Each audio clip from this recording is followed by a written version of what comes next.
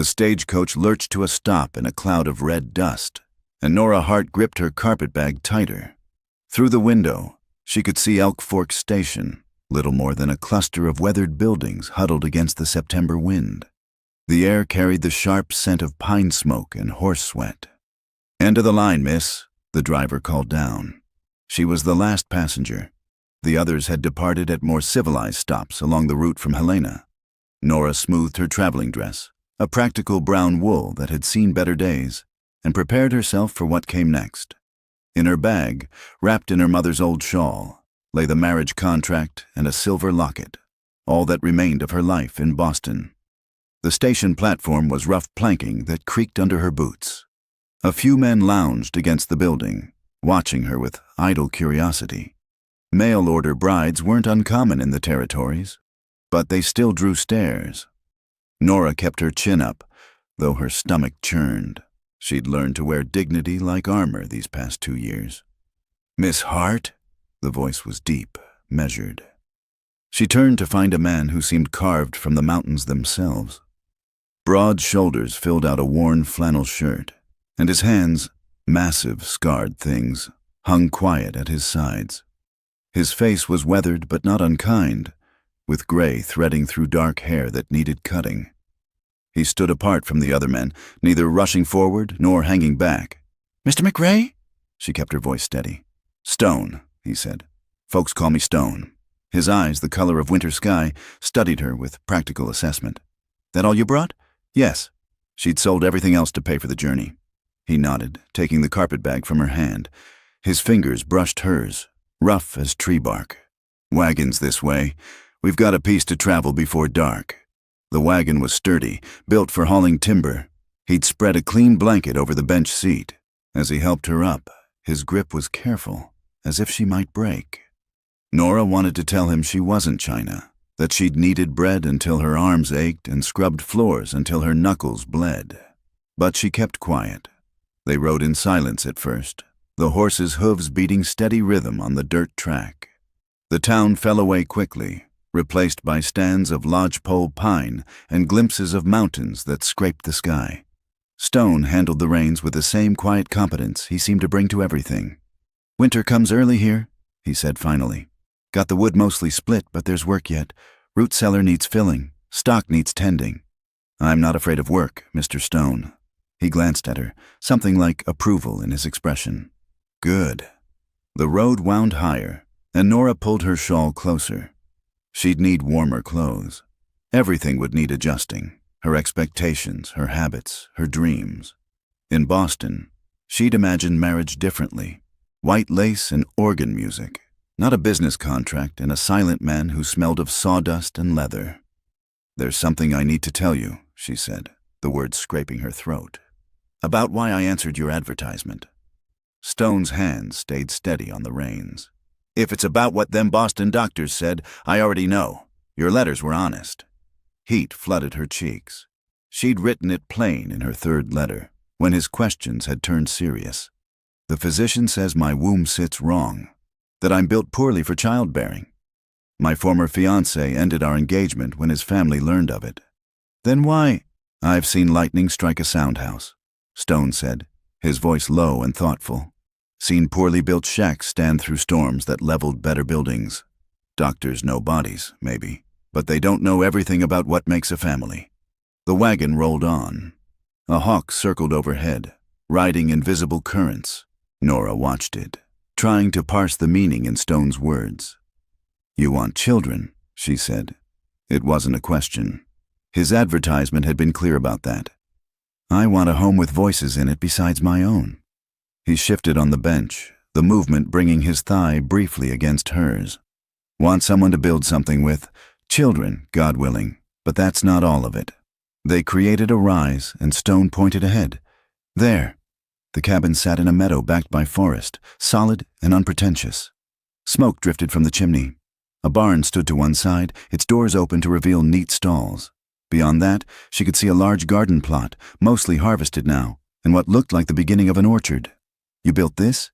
"Every board and nail." There was quiet pride in his voice. "Took 3 years to get it right. Another 2 to get the land proved up proper under the Homestead Act." As they drew closer, Nora could see the care in the construction. The windows fitted snug, the porch boards laid true. This was a man who did things once and did them right. Stone pulled the wagon up to the porch and climbed down, then reached up for her. This time, Nora let herself notice the strength in his arms, the careful way he set her on her feet. "I'll show you inside, then see to the horses." He carried her bag up the steps. "Tomorrow we'll go to town, speak to Reverend Pike. He rides circuit, but he's due through Tuesday next. We can make it legal then." Legal, not blessed or celebrated, just legal. Inside, the cabin was sparse but clean. A main room with a cook stove and stone fireplace, a table and 2 chairs, shelves holding a few dishes and preserves. Through one door, she glimpsed a bed covered with a worn quilt. Through another, a smaller room with a narrow cot. "You'll take the bedroom," Stone said. "I'll bunk in here until—" He stopped, color rising above his beard. "Until you're comfortable." It was more consideration than she'd expected. In Boston, her former fiancé had spoken of marriage rights and duties, never of comfort. "Thank you," she said. Stone set her bag by the bedroom door, then stood awkward in his own home. "There's stew keeping warm, bread in the box. I'll be outside if you need anything." After he left, Nora stood in the quiet cabin, breathing in the scents of wood smoke and pine. Through the window, she watched Stone lead the horses to the barn, his movements unhurried and sure. This was her life now, this cabin, this man, this vast silence broken only by wind in the pines. She unpacked slowly, hanging her 2 spare dresses on pegs, placing her mother's Bible on the small table by the bed. When she opened the locket, her mother's face gazed back. Another woman who'd married for necessity and found something deeper in the end. By the time Stone returned, she had bowls on the table and coffee heating. He washed at the basin by the door, sleeves rolled up to reveal forearms corded with muscle and marked by old scars. "Smells good," he said. They ate without much talk, but it wasn't uncomfortable. Stone had the stillness of a man used to his own company, but not the sullenness of one who preferred it. When their eyes met across the table, he didn't look away. "About children," Nora said finally, setting down her spoon. "I can't promise—" "I'm not asking for promises about what you can or can't do," Stone interrupted, his voice firm but not harsh. "Bodies do what they will. I'm asking something different." He leaned back in his chair, choosing words with the same care he'd shown fitting those window frames. "When it's time, if it's time, will you try? Will you want them, work for them, raise them up, right? That's what I need to know. Not can you, but will you?" The question hung between them like morning mist. "Will you give me sons? Not a demand for the impossible, but a request for partnership in hope." Nora thought of the years behind her, the humiliation of medical examinations, the poisonous sympathy of Boston society, the fiancé who'd looked at her like damaged goods. Then she looked at this man who built things to last and spoke of lightning and houses still standing. "Yes," she said, "I will." Stone nodded once, satisfied. "Then we'll make do with whatever comes." Later, as she lay in the narrow bed listening to him moving quietly in the other room, Nora pressed her hand to her belly. Tomorrow would bring town gossips and legal papers, winter preparations, and the learning of each other's ways. But tonight, in this cabin built by careful hands, she'd found something she hadn't expected. Not love, not yet, but the possibility of it. A man who asked not what she could give, but what she would try to build. Through the thin wall, she heard Stone banking the fire for the night, making the cabin safe and warm against the mountain cold. Outside, the wind sang through the pines, carrying the promise of snow and the scent of wild places. Nora closed her eyes and, for the first time in 2 years, slept without dreams of all she'd lost. The morning of the wedding dawned crisp and clear, with frost silvering the grass outside the cabin. Nora had been up since before dawn, pressing her best dress, a deep blue wool that brought out her eyes, and trying to calm the flutter in her stomach. Through the window, she could see Stone splitting wood, each swing of the axe precise and powerful. They'd spent 3 days learning each other's rhythms. She'd discovered he took his coffee black and bitter, that he hummed tunelessly while working, that he always checked the animals last thing before bed. He'd learned she needed bread like she was fighting it, that she couldn't abide a dirty dish left overnight, that she sang hymns under her breath when nervous. Now Stone appeared in the doorway, dressed in what must be his Sunday best, a clean white shirt and dark trousers, his hair slicked back with water. He looked uncomfortable but determined. "Wagon's ready," he said, then paused. "You look fine, Nora." It wasn't poetry, but something in his eyes made her cheeks warm. "Thank you." The ride to town took 2 hours through country that made her breath catch. Mountains rose on all sides, their peaks already white with early snow. Stone pointed out landmarks: Eagle's Nest Rock, where golden eagles raise their young; Baker's Creek, named for a man who drowned trying to pan gold; the lightning-struck pine that marked the halfway point. Elk Fork's Main Street was busy for a Tuesday. Word had spread, as word always did in small towns. Nora kept her eyes forward as the Stone helped her down from the wagon, though she felt the weight of curious stares. The church was hardly more than a large cabin with a cross nailed over the door. Inside, it smelled of pine sap and beeswax. Reverend Pike stood at the altar, a traveling preacher with kind eyes and clothes that had seen too many miles. Stone, Miss Hart. He shook their hands warmly. "I understand you're in need of my services." A small group had gathered, witnesses drawn by curiosity or friendship. Nora recognized the storekeeper and his wife from their supply run. A weathered woman with gray-streaked hair introduced herself as Elodie Beaulieu, the local midwife. "Métis," she said, studying Nora with sharp, dark eyes. "My grandmother taught me the old ways and the new. You come see me when you need." The implication made Nora's throat tight, but she managed to nod. "If we're all here," Reverend Pike said, opening his worn Bible, "let's begin." The ceremony was simple. Stone had no ring, they weren't common in the territories, but he'd carved 2 bands from a piece of pale pine, smooth and light on their fingers. When it came time for vows, he spoke as clear and steady. "I promise not to abandon, not to silence, not to raise my hand in anger." The words weren't traditional, but they carried weight. "I promise to provide, protect, and respect, to build with you, not over you." Nora's voice shook only a little as she repeated the words, then added her own. "I promise to work beside you, to speak truth even when it's hard, to make this house a home, to try, always to try." Then, by the authority vested in me by the territory of Montana and the Lord above, Reverend Pike said, "I pronounce you husband and wife." Stone's kiss was brief, careful, a seal on a contract more than a declaration of passion. But his hand was warm and steady at her back as they turned to face the witnesses. The general store had been transformed for the occasion. Mrs. Henderson, the storekeeper's wife, had laid out a simple spread: cold meats, fresh bread, preserved fruits, and a cake that must have taken precious sugar. The gesture touched Nora more than any Boston society wedding breakfast. "Welcome to Elk Fork," Mrs. Henderson said, pressing Nora's hand. "It's good to see Stone taking a wife. That cabin needs a woman's touch." Others offered similar sentiments. Tom Pike, no relation to the Reverend, pumped Stone's hand and told Nora she'd married the most reliable man in the valley. "Need help come harvest or building time, Stone's your man. Never asks for help himself, though." He winked at Nora. "Maybe you can change that." Dr. O'Rourke arrived late, medical bag in hand. He was younger than Nora expected, with red hair and an Irish lilt to his voice. "Forgive me," he said. "Mrs. Larson's baby decided today was the day. Mother and child doing well." He smiled at Nora. "I ride circuit like the Reverend, but I'm through every month. You need anything, send word." As the afternoon wore on, Nora began to see the shape of their community. These people looked after each other, shared news and resources, celebrated small joys together. It wasn't Boston society, but it had its own warmth.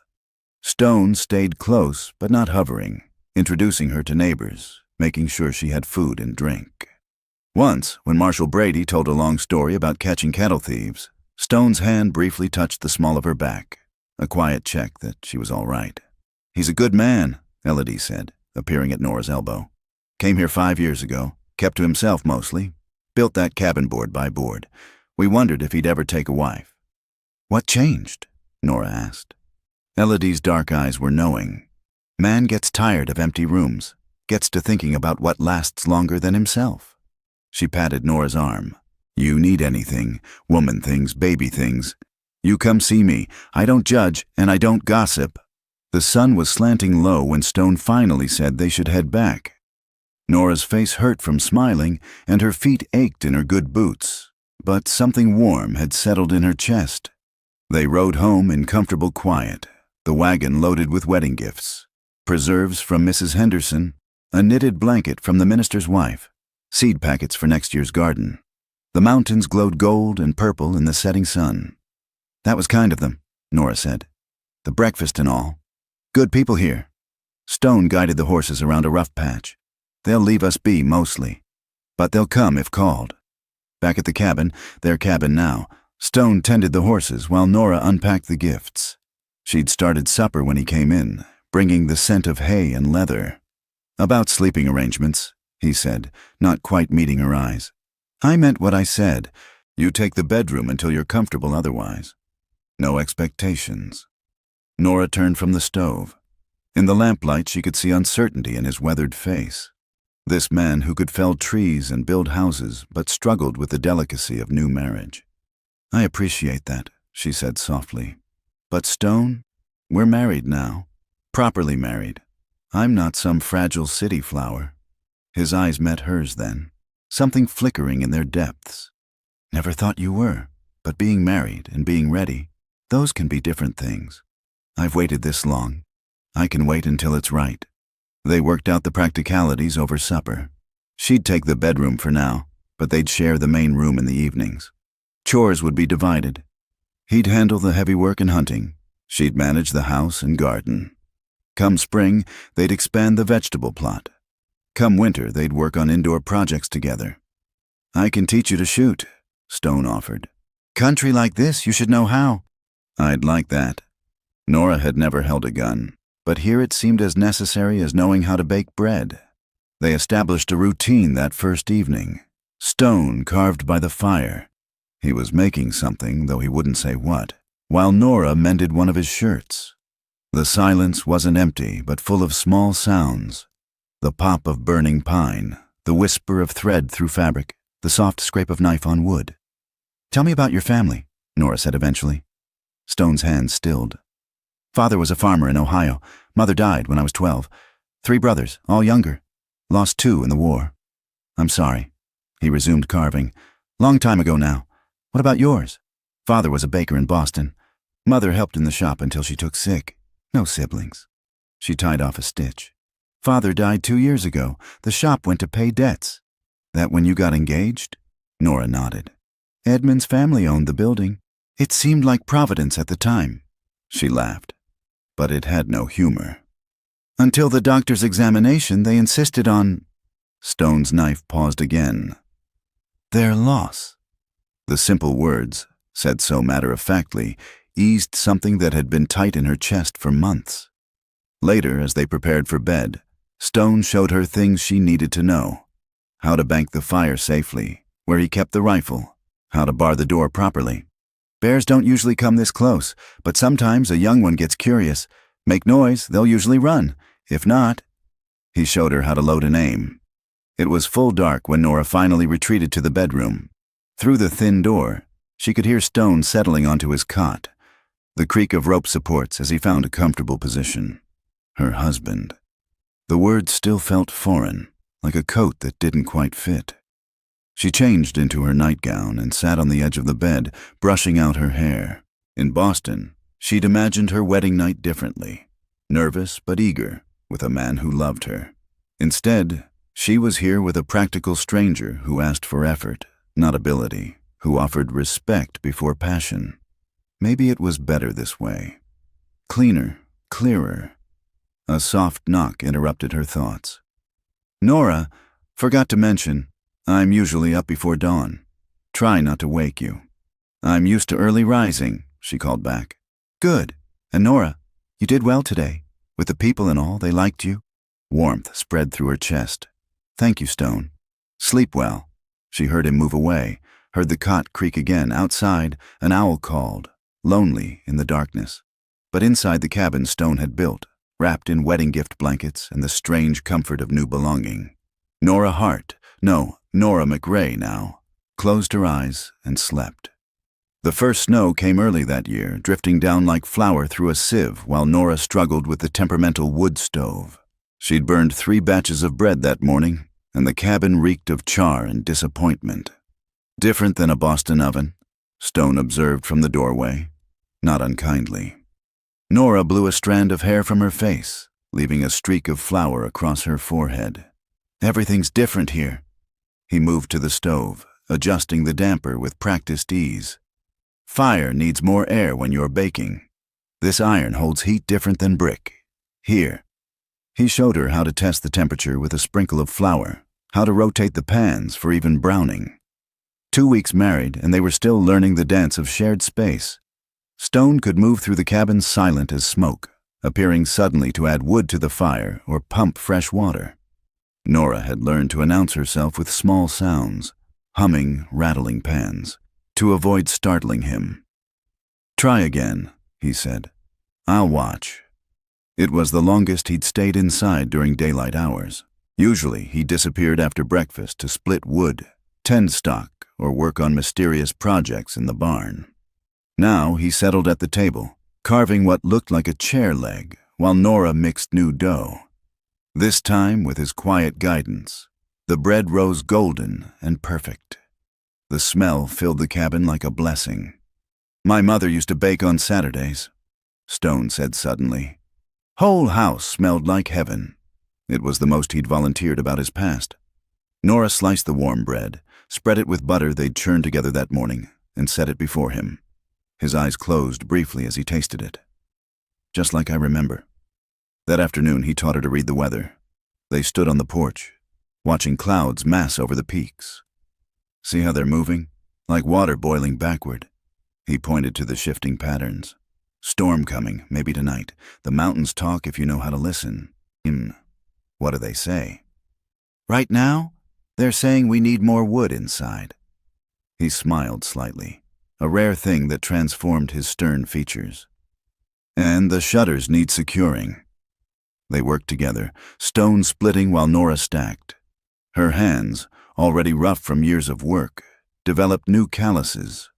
When a splinter drove deep into her palm, Stone took her hand without asking, extracted it with gentle precision. "You're not what I expected," he said, still holding her hand. "What did you expect?" "Someone softer, city-bred all the way through." He traced a callus with his thumb. "But you've got working hands." "My father believed in honest labor, even for daughters." She didn't pull away from his touch. "What else do the mountains say?" He looked up at the darkening sky. "That winter's coming hard this year. We'll be snowed in for weeks at a time." The prospect might have frightened her once. Now, looking at this man who handled her small hurts with such care, she felt only a flutter of anticipation. That night the storm hit with fierce beauty. Wind howled around the cabin corners, and snow drove against the windows like flung rice. They ate stew by lamplight. The world shrunk to this one warm room. "I started something for you," Stone said when the dishes were done. He retrieved a bundle from the corner, carved wood pieces that assembled into a rocking chair frame. "Need sanding and finishing, but I thought women like rocking chairs." Nora ran her hands over the smooth wood, touched by the hours of work it represented. "It's beautiful. When did you—" "Evenings, mostly. In the barn." He looked embarrassed. "Wanted you to have something that was yours." She thought of the bare cabin, his sparse belongings, how he'd given her the bedroom without question. This man who owned so little, making sure she had something of her own. "Thank you," she whispered. They worked on it together as the storm raged. Stone showed her how to sand with the grain, how to rub oil into the wood until it glowed. Their hands brushed often in the lamplight. Once, when she leaned close to examine a joint, she felt his breath stir her hair. "You smell like bread and wood smoke," he said softly. "Is that good?" "It's home." The word hung between them, weighted with possibility. Nora felt heat rise in her cheeks that had nothing to do with the fire. Over the following days, the boundaries between them softened like snow in sun. Stone began teaching her skills she'd need: how to mend harness, how to tell good hay from bad, how to doctor simple injuries in stock. In return, she taught him her mother's trick for stretching flour with potato, how to make soap that didn't crack skin raw, how to darn socks so the men didn't rub blisters. "Never had anyone to teach me the small comforts," he admitted one evening, examining his newly mended sock with wonder. They developed a nightly ritual. After supper, Nora would work on what she'd started calling her marriage quilt, piecing together scraps from her old life and new fabric bought in town. Stone would carve or mend tack, the lamp between them creating a circle of gold in the darkness. "What's that pattern called?" he asked one night. "Wedding ring. See how the circles interconnect?" She spread the fabric to show him. "My grandmother made one, said it represented how lives loop together, no beginning or end." Stone traced one of the circles with a finger. "Like a promise." "Yes." He was quiet for a long moment. "Then, I was engaged once, before the war." Nora's needle stilled. She waited. "Sarah, judge's daughter, pretty as a picture and knew it." His knife moved steady on the wood. "When I enlisted, she promised to wait, sent letters for a while, then they stopped coming." "What happened?" "Came home to find her married to a banker. Said she couldn't tie herself to a man who might come back changed, or not come back at all." He examined his carving. A wooden flower, delicate as the real thing. "Can't say I blamed her. I did come back changed." Nora chose her words carefully. "We're all changed by what we survive. Doesn't make us less worthy of love." His eyes met hers across the lamplight. "That why you really left Boston? Not just the broken engagement?" She'd been waiting for this question. "People talk, especially about women who are imperfect. Every social call, every church service, every shopping trip, whispers followed. Poor Nora, barren Nora. What man would want her now?" The needle shook in her hand. "I couldn't breathe there anymore." "Their loss," Stone said, echoing his wedding day words. But this time he reached across the space between them, covered her hand with his. "Our gain." That night, when they parted for bed, he lingered at her door. "Nora, you're not imperfect, you're just human, like the rest of us." She lay awake long after, listening to the wind and thinking about circles with no beginning or end, about promises made in deed rather than word. The next morning brought sun on snow, blinding bright. Stone was already up, coffee made, fire crackling. But instead of heading out after breakfast, he stayed. "Thought we might work on your shooting," he said. "Snow's good for tracking where bullets hit." He'd set up targets, tin cans on fence posts. The rifle was heavy in Nora's arms, but Stone showed her how to brace it proper, how to sight down the barrel. "Breathe out slow, squeeze gentle," he murmured, standing close behind her. "Like you're asking, not demanding." The first shot went wide, the second closer. By the third, she clipped the can, sending it spinning. "Natural eye for it," Stone said, approval warm in his voice. They practiced until her shoulder ached and her ears rang. But she could hit more often than not, and Stone's rare smile made the discomfort worthwhile. Walking back to the cabin, he suddenly stopped. "Listen." Nora held her breath. At first, nothing. Then, a subtle whisper, like silk on silk. "Snow talking," Stone said. "Means more coming. Different than storm snow. This'll be the kind that closes roads, keeps folks home for weeks. Are we ready?" He looked at her, something shifting in his expression. "Wood stacked, larders full, stocks sheltered. Question is, are you ready? Being snowed in. It's close quarters, no escaping each other." Nora thought of 2 weeks of lamplight evenings, shared work, small kindnesses, of a man who carved beauty from rough wood and spoke of circles without end. "I'm ready," she said. That evening, as predicted, the snow began, soft, steady, inexorable. They prepared together, bringing in extra wood, checking windows, ensuring the animals were secure. Working as a team now, no wasted motion. When all was done, they stood at the window watching the world disappear in white. "Could be weeks before we see town," Stone said. "I know." He turned to her, and she saw her own anticipation reflected in his eyes. Whatever came next, they would weather it together.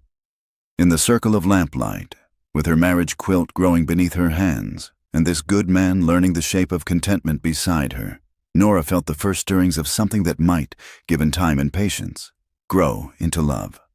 The snow fell, soft as promises, sealing them into their small world of wood smoke and warmth. And for the first time since leaving Boston, Nora was exactly where she wanted to be. The ladder to the barn loft creaked under Nora's weight. She'd come searching for burlap to protect her winter vegetables. But Stone had been distracted when she'd asked where he kept it, his eyes sliding away from hers. Up in the loft, maybe, he'd said vaguely. Haven't been up there in a spell. Now, pushing through the hay-scented dimness, she understood why. Weak afternoon light filtered through cracks in the boards, illuminating dust motes and something else, a wooden box tucked far under the eaves. She shouldn't look. It wasn't her place to dig into whatever Stone had chosen to hide. But her hand moved without permission, drawn by the same instinct that had brought her west seeking a new life. The box was pine, smooth with handling. Inside, wrapped in oilcloth, a medal on faded ribbon, letters tied with string, and beneath those, folded papers covered in pencil sketches. Her breath caught as she recognized what the drawings showed. A cradle, drawn from every angle, measurements carefully noted, details of spindle design, different styles of rockers. In the corner of one page, a date, December 1863. "Nora?" she startled, nearly dropping the box. Stone stood at the top of the ladder, his face unreadable in the dim light. "I'm sorry," she began. "I was looking for burlap." "It's all right." He climbed the rest of the way up, settling beside her in the hay. For a long moment, he stared at the box in her lap. Should have put that away better, or burned it, maybe. These drawings, made them in winter camp, 63. Thought I'd be home by spring, thought Sarah would. He trailed off, picked up the medal. Shiloh. They gave these out like candy after. Didn't much matter to the boys who didn't come home. Nora carefully unfolded one of the letters. The paper was worn soft at the creases, as if it had been read many times. Sarah's handwriting was flowery, full of gossip about dress patterns and social calls. Nothing about missing him. Nothing about love. She never wrote about the future, Stone said quietly. Should have seen it then. But when you're young and far from home, you see what you need to see. At the bottom of the box lay another letter, this one in Stone's careful hand. The ink had never been blotted. The letter never sent. "My dearest Sarah," it began. "The baby clothes you sent found good use. Gave them to a Tennessee woman who lost everything when the armies came through. She cried like I haven't seen since Ma died. Said I should save them for our own children, but I told her you'd understand. You always were generous." "She sent baby clothes?" Nora asked softly. "Her cousin's cast-offs. Said she was practicing for when we'd need them." His laugh was bitter. Found out later she was already seeing the banker then. The clothes were likely her way of easing guilt. Nora refolded the letter carefully. "You kept building cradle plans even after—" "Fool's hope. Thought if I could just make it perfect enough, detailed enough." He shrugged. "Man needs something to dream on when he's cold and scared and far from anything good." She studied the sketches again. Such care in every line, such tenderness in the carved details he'd imagined. A man planning beauty in the midst of war's ugliness. "You could still build it," she said. "The design is lovely." His hand covered hers on the paper. "Started to, that first year here. Got as far as cutting the wood before I realized how empty this place would echo with a cradle and no child." He squeezed gently. "It's out back of the barn. Good pine, going to waste." They sat in silence, the weight of old grief heavy between them. Through the loft window, Nora could see snow beginning to fall again, soft and steady. "I was so sure the doctors were wrong," she said finally. "After Edmund broke our engagement, I saw 3 more physicians. Each one said the same thing. My womb sits wrong, tilted back.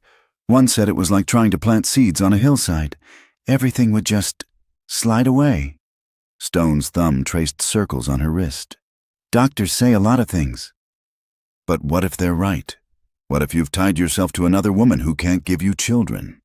He turned to face her fully then, his gray eyes intense. "You think that's all I want?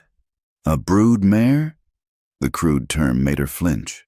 "No, but I want a partner, Nora. Someone to build a life with. Children are part of that hope, yes, but not the whole of it." He touched her face, his calloused palm gentle against her cheek. "You think I'd trade what we're building for a guarantee of sons? Trade these evenings by the fire, you teaching me patience, me teaching you strength. Tears burned her eyes. You barely know me. I know enough. His thumb caught a tear as it fell. Know you work until your hands bleed but never complain. Know you sing when you think I can't hear, hymns when you're worried, folk songs when you're content. Know you gave names to all the chickens even though I told you not to get attached. Despite everything, she laughed. Henrietta's the red one. I know. His smile was tender. I know you flinch when anyone mentions babies, but force yourself to smile anyway. Know you're stronger than you believe and kinder than this hard country deserves. The space between them had shrunk to nothing. Nora could smell the pine sap on his clothes, the coffee on his breath. This close, she could see silver threading through the hair at his temples, the lines that pain and weather had carved beside his eyes. Stone, she whispered. Ask me, he said. Whatever you're thinking, ask, when will we truly be husband and wife? His hand was still on her face, thumb tracing her cheekbone. When you say, when you're ready to try for whatever comes, children or no children, when you believe that you're enough, just as you are. She thought of the cradle plans, drawn by lamplight in an army camp, of baby clothes sent by a faithless woman, given away in kindness, of a man who'd carved beauty from loss and offered her not just a house, but a home. What if I'm ready now? His eyes darkened. Nora. She silenced him with a kiss, tentative at first, then deeper as he responded. His arms came around her, solid and sure, and she felt safe in a way she hadn't since her father died. When they broke apart, both breathing hard, hay in her hair and wonder in his eyes, she knew something fundamental had shifted. Not in the hayloft, he said roughly. You deserve better than that. They climbed down together, Stone going first to steady the ladder. In the barn's main floor, he stopped, moving to a corner she hadn't explored. Under a canvas tarp lay wood. Pine, as he'd said, already cut and shaped into cradle pieces. Could finish it, he said quietly. Together. Even if we never need it, would be good to see it whole. Nora ran her hand over the smooth wood, imagining the hours he'd already put into it. Yes. They walked back to the cabin through falling snow, hand in hand now, no pretense left between them.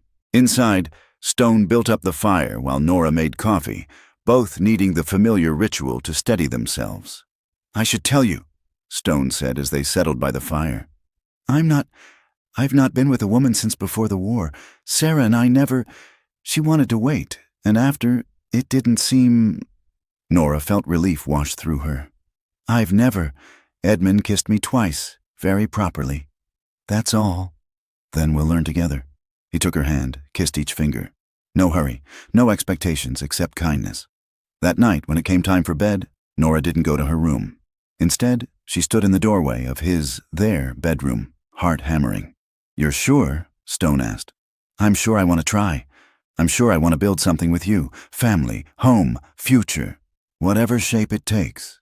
He held out his hand, and she took it. Later, in the darkness with snow whispering against the windows, they lay entwined in the bed Stone had built for the family he dreamed of. It had been awkward and sweet, careful and passionate by turns. Not the stuff of romance novels, but real in theirs. No regrets? Stone asked, his voice rumbling against her ear where she lay on his chest. None. She traced the scar on his shoulder, a battlefield souvenir he'd earned at Shiloh. Do you think, could we be blessed? Despite what the doctors said. Don't know. He pulled her closer. But I know we're blessed already. This moment, this choice, that's blessing enough for now. Through the window, she could see stars between the clouds, bright and cold as promises. In the morning, they would wake to chores and breakfast, to the rhythm of shared days. They would work on the cradle together, a hope made manifest in wood and will. But for now, in the warm darkness of their marriage bed, Nora let herself believe in possibilities, in seeds that might take root despite the angle of the ground, in love that grew from partnership rather than passion, in the family they would make whether children came or not. The box in the loft with its freight of old dreams could stay where it was. They were writing a new story now, one careful line at a time, like pencil sketches of something beautiful still taking shape. The nausea came with the first hard freeze of November, turning Nora's stomach as she tried to fry eggs for breakfast. She barely made it to the porch before losing last night's supper, gripping the rail while Stone held her hair back. "Just something I ate," she gasped, though they'd shared the same meal. Stone said nothing, but his hand was gentle on her back, his eyes thoughtful as he helped her inside. It happened again the next morning, and the next. By the fourth day, Stone set down his coffee cup with deliberate care. "When was your last monthly time?" Heat flooded her face. They'd been truly married for 6 weeks now, but some topics still felt too intimate for breakfast conversation. I'm not always regular." "Nora," she counted back, fingers worrying the tablecloth. "September, before I came here, but that doesn't mean, the doctors said." "Doctors can be wrong." Hope and terror warred in her chest. She'd let herself dream, those nights in Stone's arms, but dreams and reality were different creatures. It could be the change in climate, or worry, or... Stone reached across the table, stilled her restless hands. "Elodie would know. She's helped birth half the babies in the valley. I can't. What if she examines me and says what all the others said?" The words came out cracked. "I couldn't bear it, not again." "Then we wait. See what comes." He squeezed gently. "But Nora, maybe start hoping instead of fearing." Winter closed around them like a fist.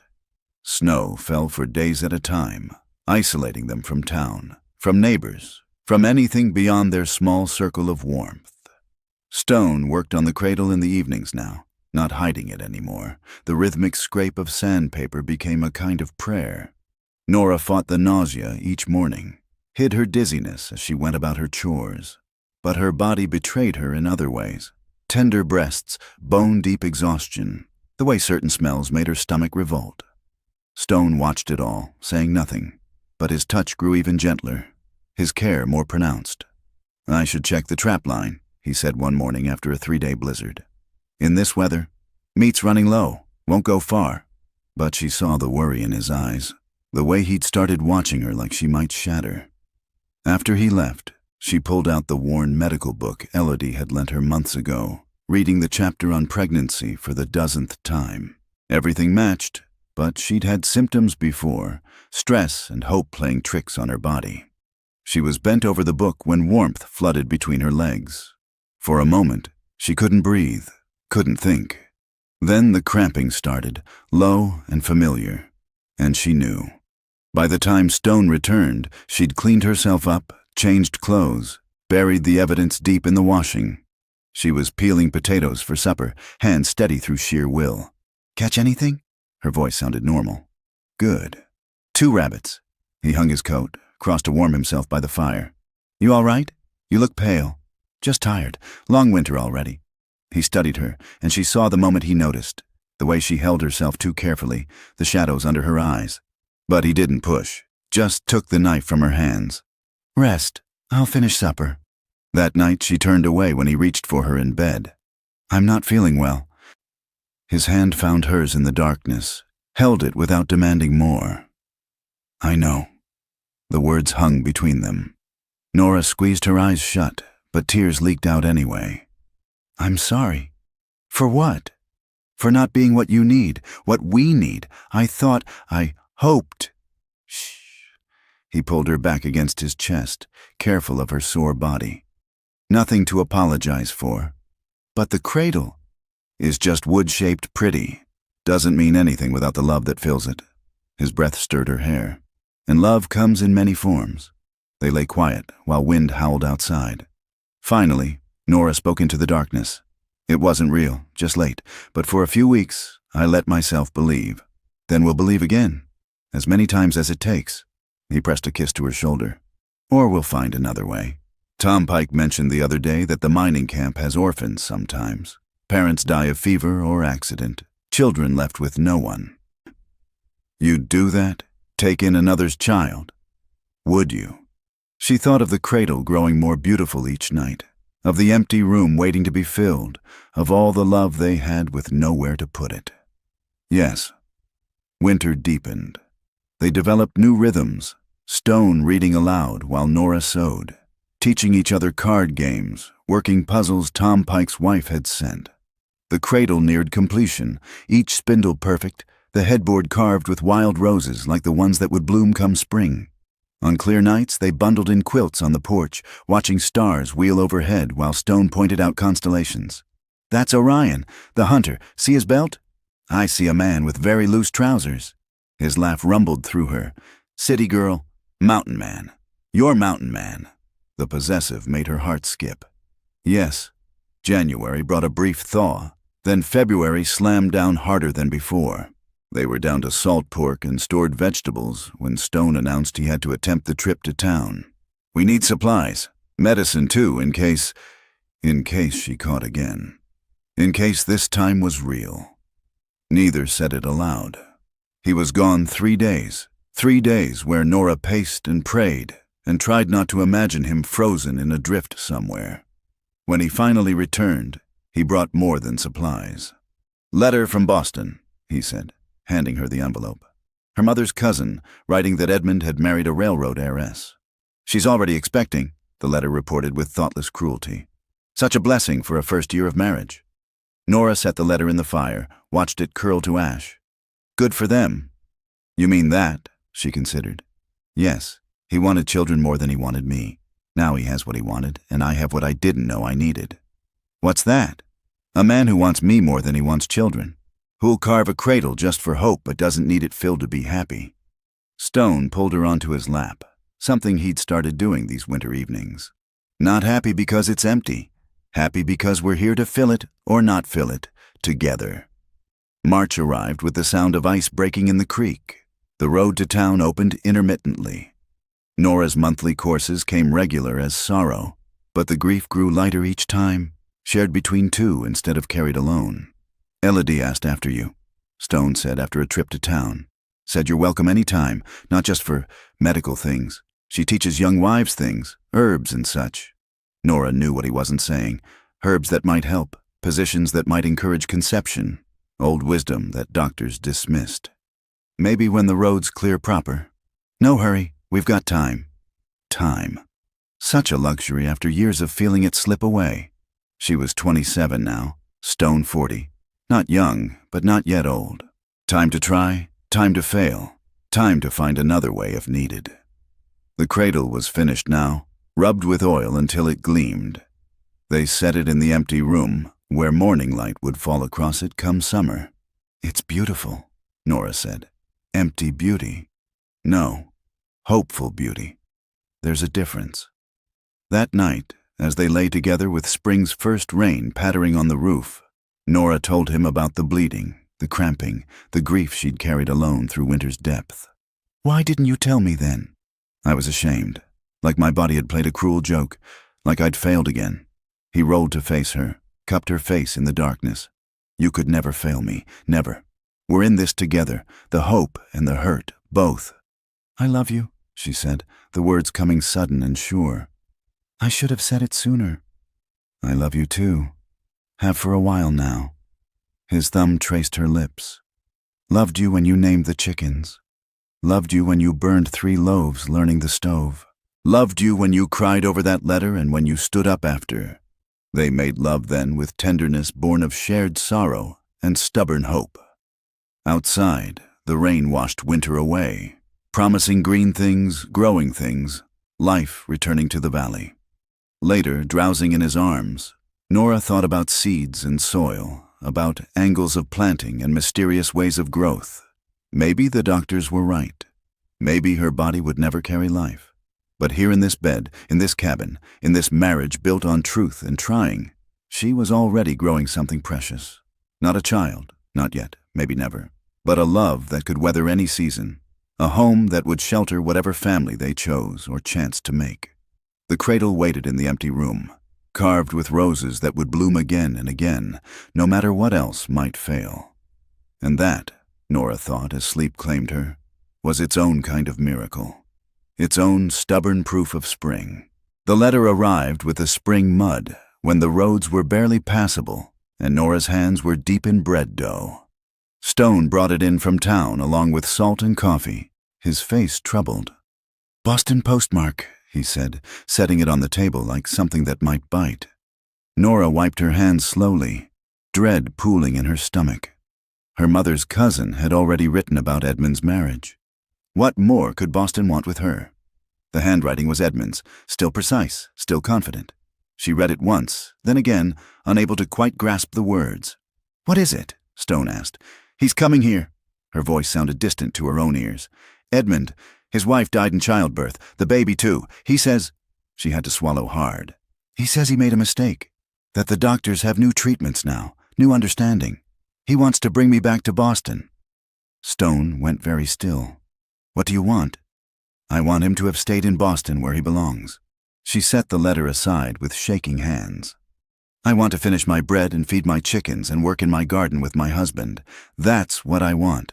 But Edmund had never been one to accept what others wanted when it conflicted with his plans.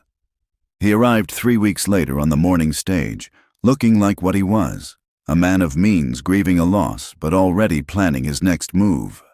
His suit was city-cut, his boots polished despite the muddy streets. Beside Stone's weathered solidness, he looked almost fragile. "Nora." He removed his hat, revealed hair already thinning though he was barely 30. "You look well." "I am well." She stood on her own porch, Stone silent beside her. "I'm sorry for your loss, Edmund, truly, but you shouldn't have come."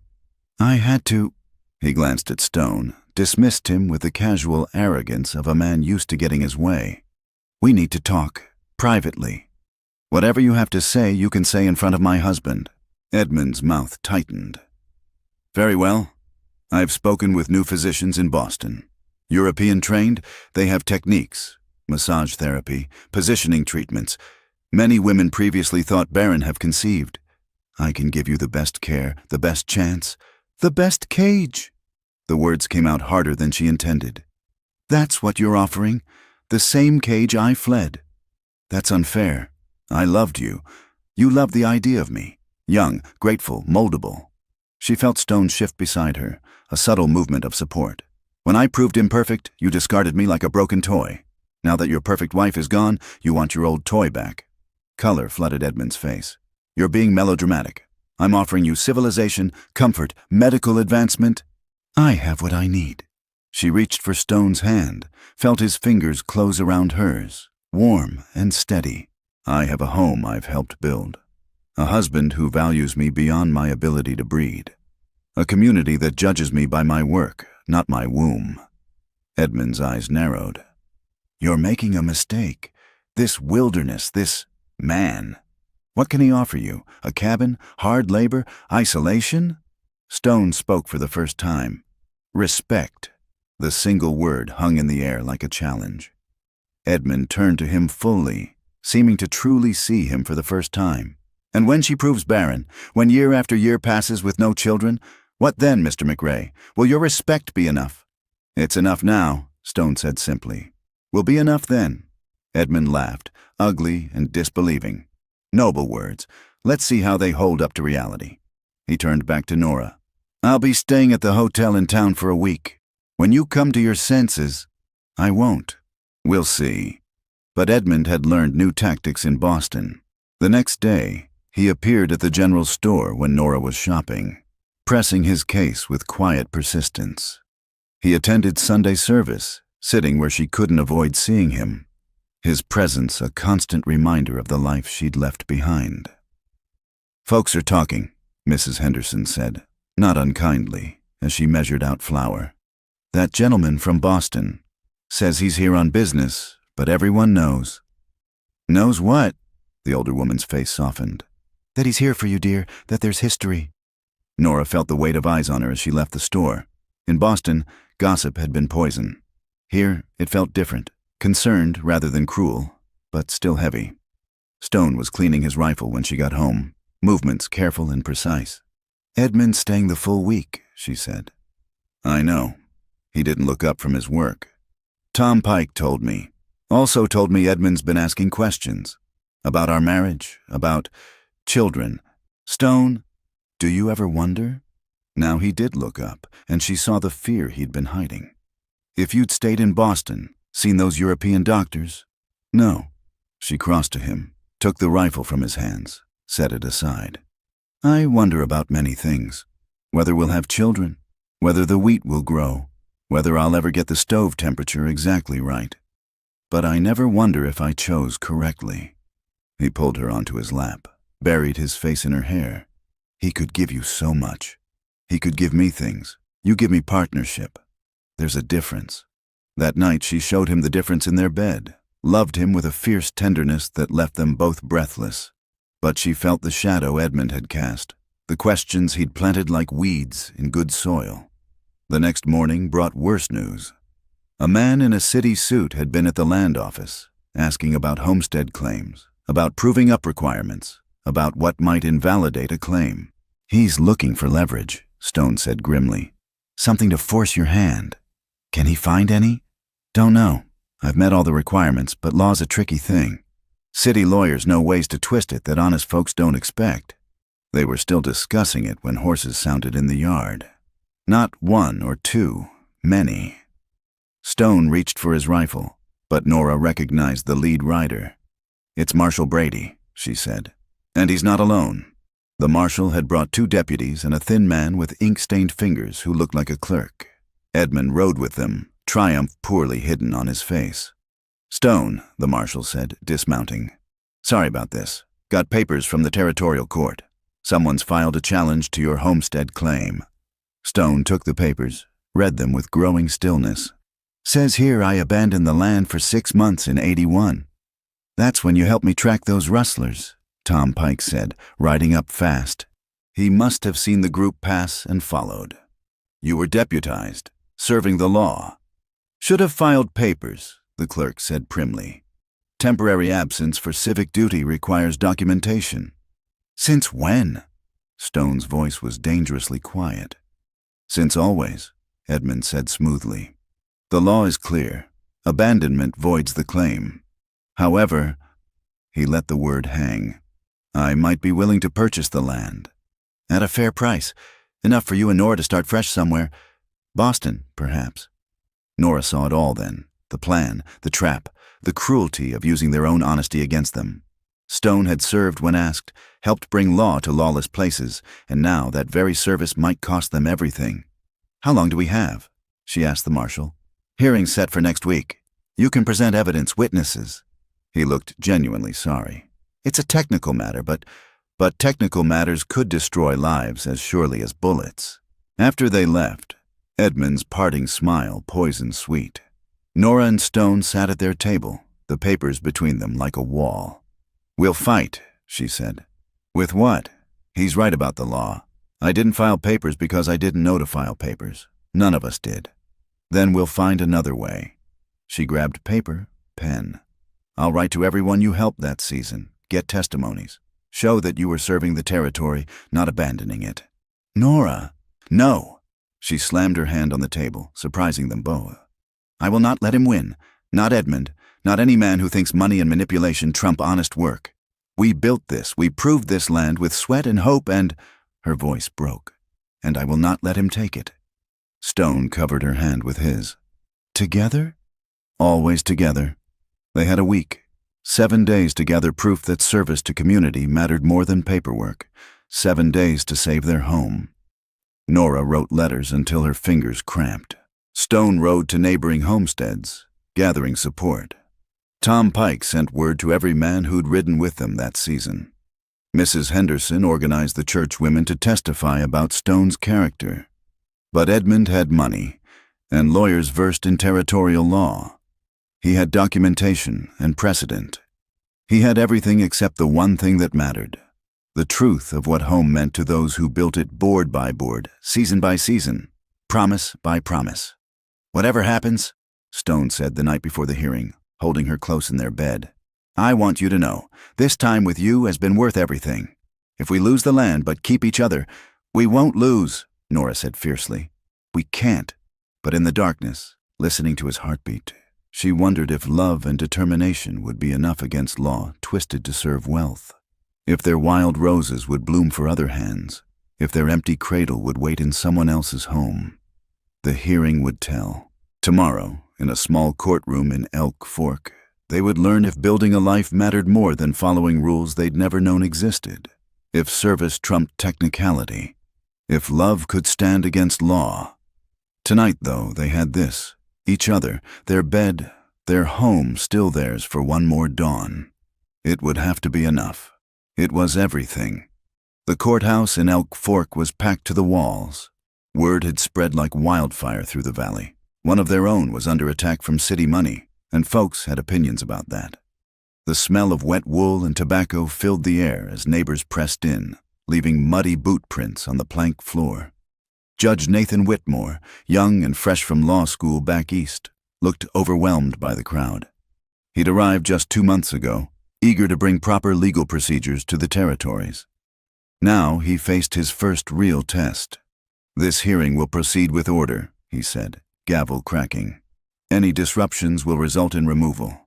Edmund sat with his lawyer, a sharp-faced man named Cornelius Hatch, who'd come all the way from Helena. Across from them, Stone sat alone. He'd refused a lawyer. "I'll speak my own truth," he'd said. Nora took her place in the front row, hands folded tight in her lap. Behind her, she felt the solid presence of their community. Tom Pike and his wife, Dr. O'Rourke, the Hendersons, Elodie, even crusty old Samuel Briggs, who never came to town except for supplies. "Mr. Hatch," the judge began, "present your case." The lawyer stood, smooth as snake oil. "The law is clear, Your Honor. The Homestead Act requires continuous residence for 5 years. Mr. McRae abandoned his claim for 6 months in 1881. We have affidavits from 3 witnesses who will testify the property stood empty during that time." 3 men Nora didn't recognize took the stand one by one. Trappers, they claimed, who'd passed through the valley that year. "Cabin was empty," the first said. "No smoke from the chimney.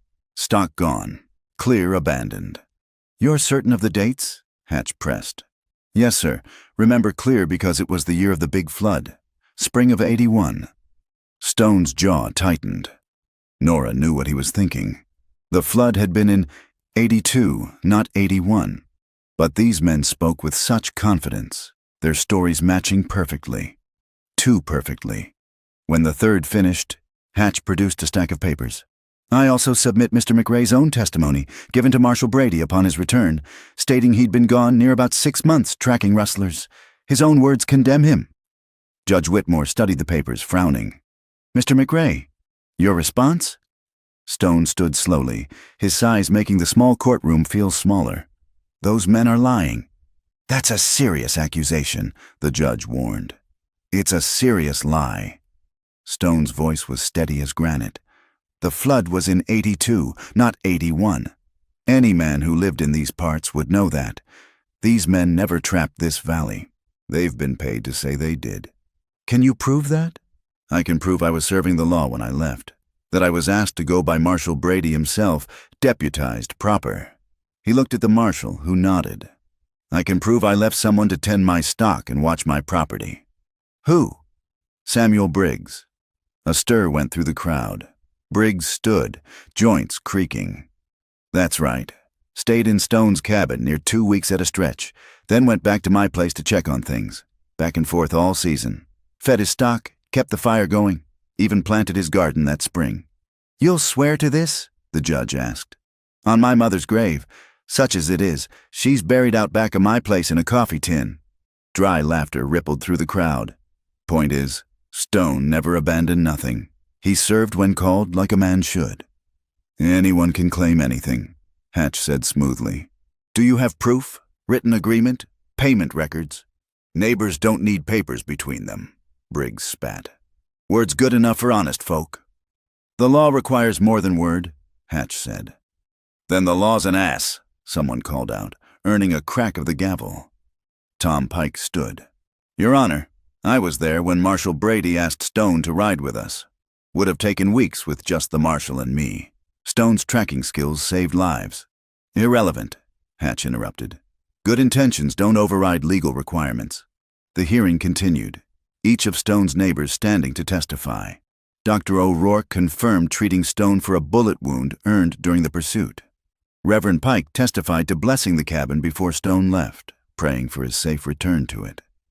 Mrs. Henderson produced a ledger showing Stone's purchases throughout that time sent with Briggs, but Hatch had an answer for everything. Papers weren't filed. Procedures weren't followed. The letter of the law was clear. Nora watched it all with growing desperation. Truth was losing to technicality, community to cold law. She caught Edmund's eye once. He had the grace to look away. "If there's nothing further," Judge Whitmore began. "There is." A new voice from the doorway. Everyone turned to see a man in a federal marshal's star, trail-dusty and hard-eyed. Behind him, 2 deputies held the arms of Hatch's 3 witnesses. "Deputy U.S. Marshal John Crandall," the man said, striding forward.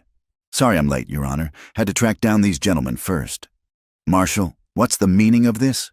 "Been following these 3 for weeks. They're part of a ring that's been working the territories. False witnesses for hire. They testify to whatever they're paid to testify to, help city men steal land from honest settlers." The courtroom erupted. Judge Whitmore pounded his gavel repeatedly before order was restored.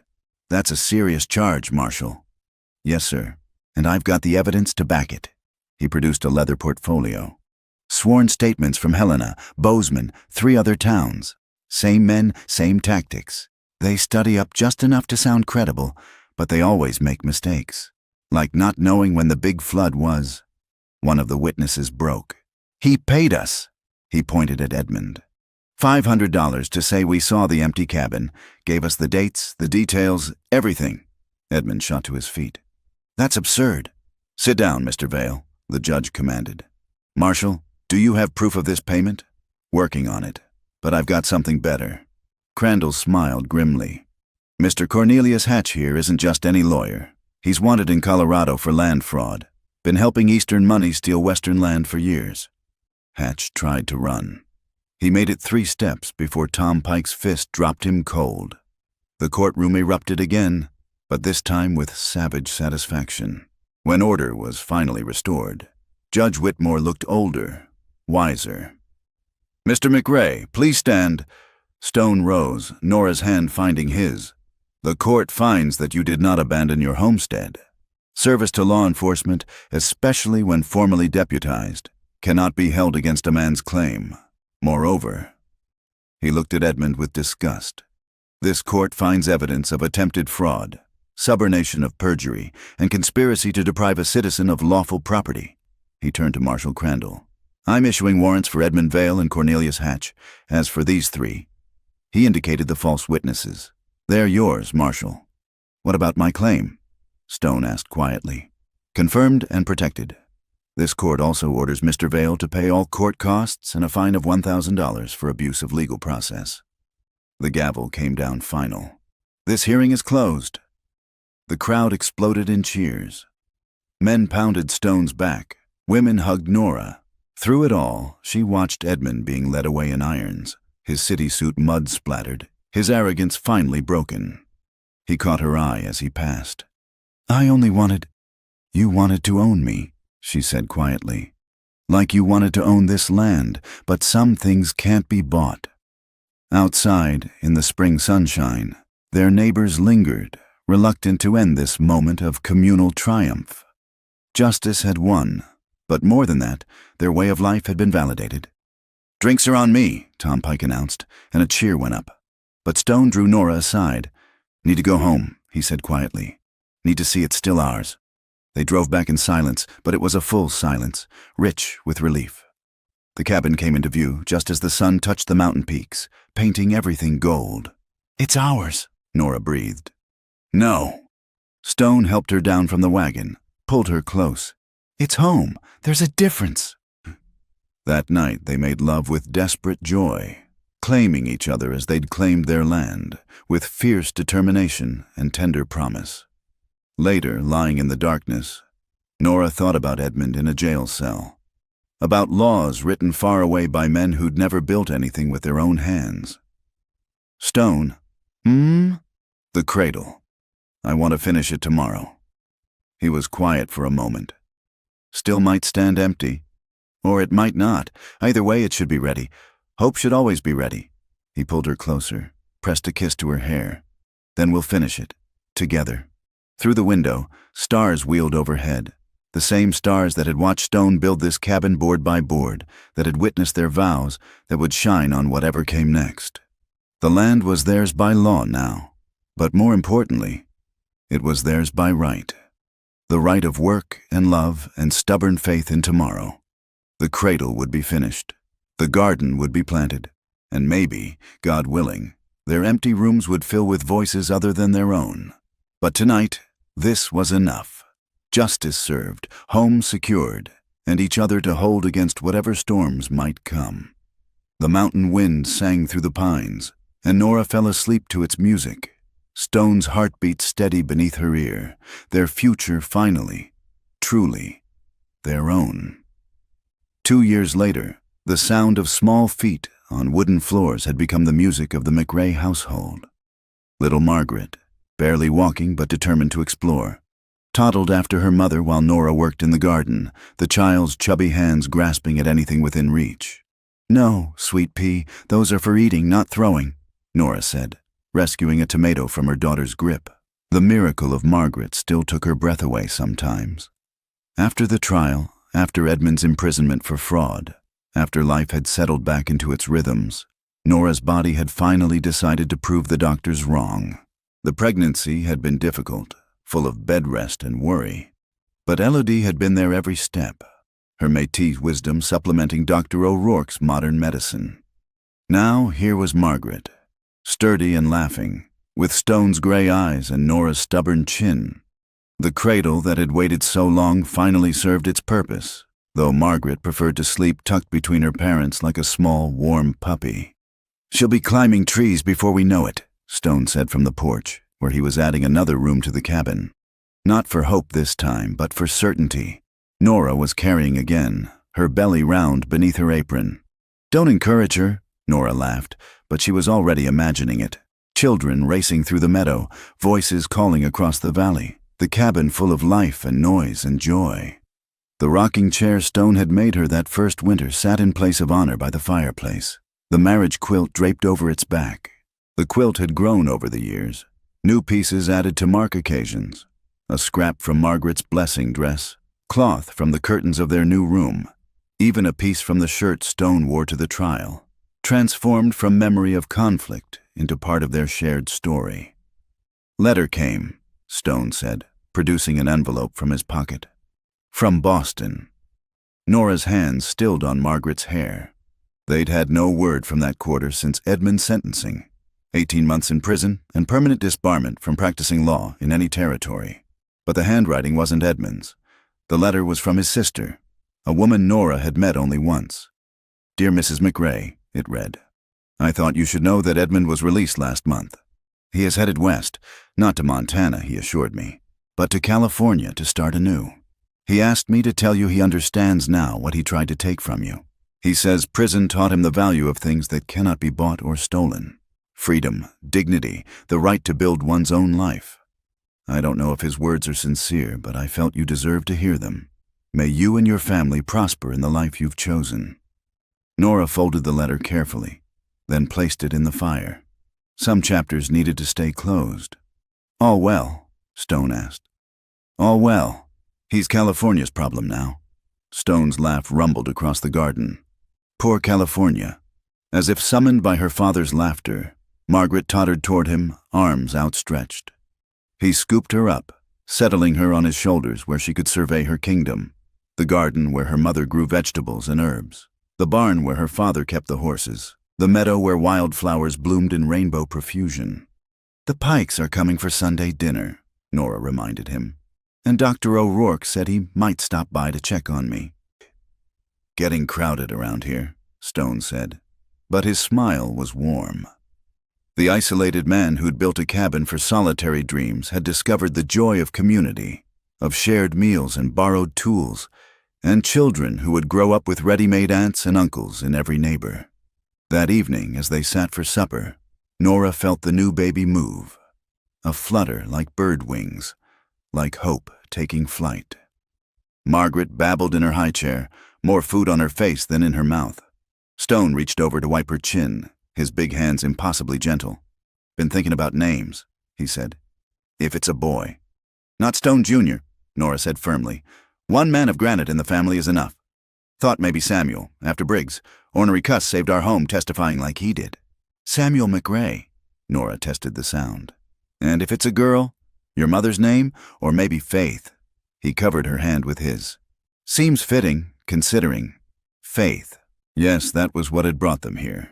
Faith in new beginnings, in second chances, in love that grew from partnership rather than passion. Faith that sometimes the thing that looked like an ending was really a beginning in disguise. Later, after Margaret was asleep in her cradle and the dishes were done, they sat on the porch watching sunset paint the mountains. The swing Stone had hung creaked gently as they rocked, Nora's head on his shoulder, his hand resting on her growing belly. "Ever miss it?" he asked. "Boston, the life you might have had." "How can I miss what I never really had?" She turned to look at him. "I had expectations, plans, dreams that belonged more to others than to me.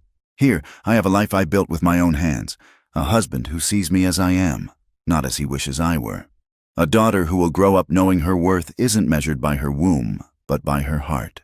How could I miss shadows when I have substance?" He kissed her then, soft and sure, tasting of coffee and promises kept. As stars began to prick the darkening sky, Nora pressed another wildflower into her Bible. Evening primrose, blooming bold despite the fading light. The book was thick with pressed flowers now, each marking a moment, a season, a small victory over doubt. "Papa, Mama," Margaret's voice called from inside, wakeful and demanding. "I'll go," Stone said, but Nora was already rising. "We'll both go. She settles better with both of us." They went in together to soothe their daughter and bank the fire, to close the shutters against the night wind and prepare for another day of simple, profound joys. Behind them, the empty swing continued its gentle motion, pushed by mountain breeze that carried the scent of pine and possibility. In the barn, the milk cow lowed softly. In the garden, night-blooming flowers opened to the moon, and in the cabin that Stone had built for a family he'd only dreamed of, that family lived and grew and loved, proof that some mail-order brides and mountain men were meant to find each other across all the miles and mistakes that tried to keep them apart. The cradle by their bed rocked slightly in the air currents from the window, empty now but waiting, like the spare room Stone was building, like the dreams they still dared to dream, because that's what love did in the end. It made you brave enough to keep hoping, strong enough to keep building, wise enough to know that the family you chose could be just as precious as the one you were born to. Tomorrow would bring its own challenges, teething babies and summer storms, crops to tend and meals to cook. But tonight, with her husband's arms around her and their daughter's soft breathing filling the darkness, Nora McRae knew she was exactly where she belonged, not because she'd given Stone sons, but because together they'd built something better than either had dared imagine. A home where love was patient, hope was stubborn, and every soul who entered was family. The wind sang through the pines, eternal and comforting, carrying their story out across the valley where other dreamers might hear it and take heart. And in the morning, the sun would rise on their small corner of Montana, blessing the mail-order bride who thought no one wanted her and the mountain man who'd asked not what she could do, but what she would try to build.